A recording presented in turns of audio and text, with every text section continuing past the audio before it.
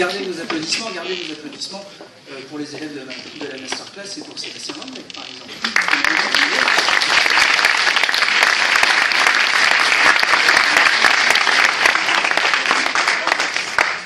Je vous expliquais tout à l'heure que vous avez travaillé des standards, et puis je me suis aperçu que peut-être que tout le monde dans cette salle ne sait pas ce qu'est un standard.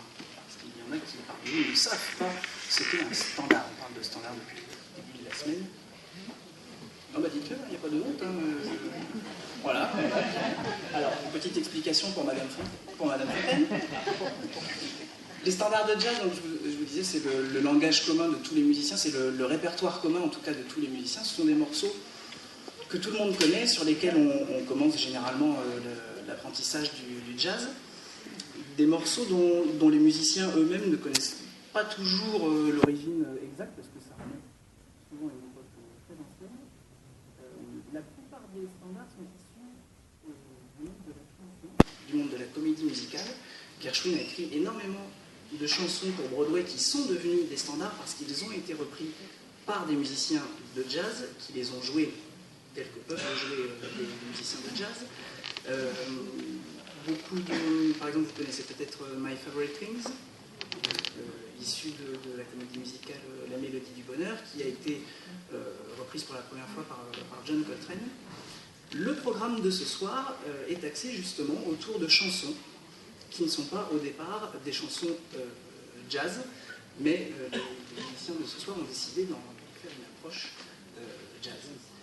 Quand j'ai appelé François Lezo pour lui demander ce qu'il allait nous concocter pour cette année, il m'a dit « pas de problème, on va monter un projet autour de Burt Bacharach. » Ouais.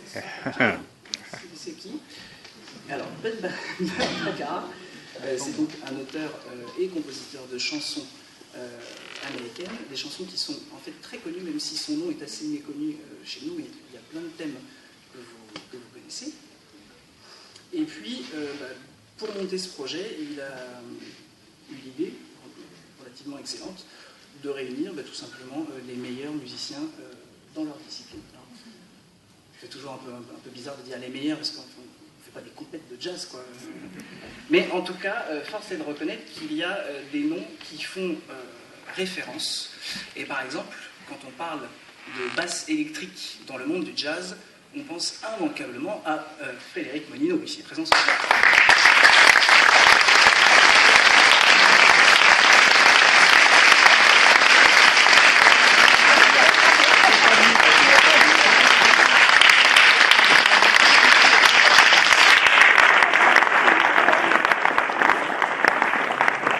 S'il y a un harmoniciste qui est vraiment la référence, lui aussi, c'est forcément Olivier Quérol-Ruy.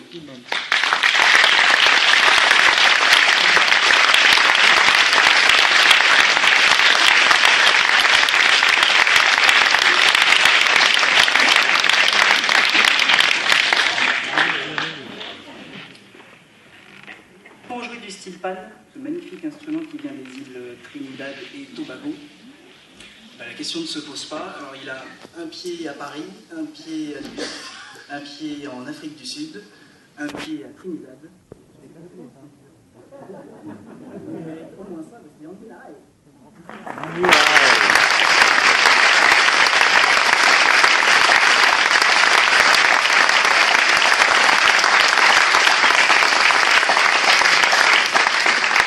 Et puis Burt Bacharach a écrit, donc je vous le disais, des chansons. Il fallait donc une voix. Et quelle voix? Puisqu'elle a joué dans les plus grands festivals du monde, la question ne se pose même pas. Voici Gilles Dassault. Voilà.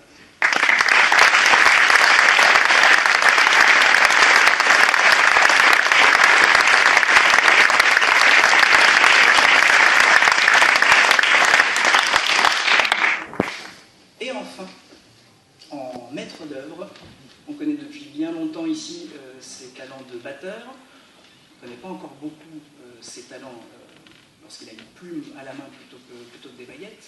Mais l'auteur de ce projet, qui décidément a de l'or dans les mains, que ce soit avec des baguettes ou avec un stylo, Monsieur François Lezo.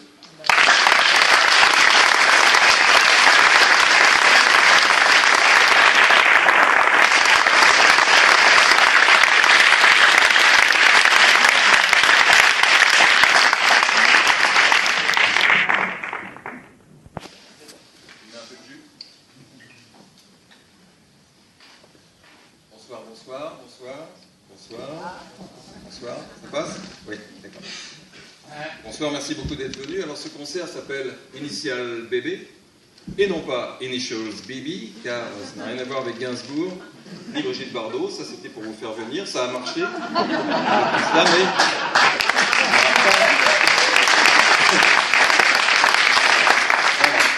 Pas une seule chanson de Gainsbourg, ni rien autour de Brigitte Bardot. On a d'ailleurs beaucoup mieux ce soir.